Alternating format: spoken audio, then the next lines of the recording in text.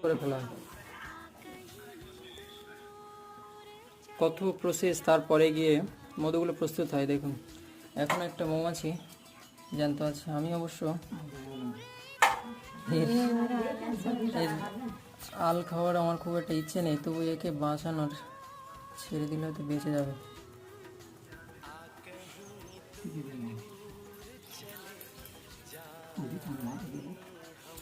মাথার দিকে ধোয়া, ও পেছনে আল থাকে।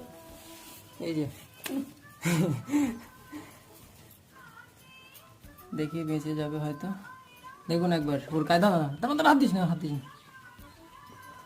দেখুন একবার আত্মরক্ষার জন্য কি প্রয়াস। ও ভাবছে হয়তো আমার গায়ে কেউ হাত দেবে। সবসময় দেখুন ওর পিছনটা এইভাবে উঁচু করে যাচ্ছে, মানে যদি টাচ হয় তো ওই ক্ষেত্রে ফুটিয়ে দেবে। যাক, উড়ে গেল, বেঁচে গেল।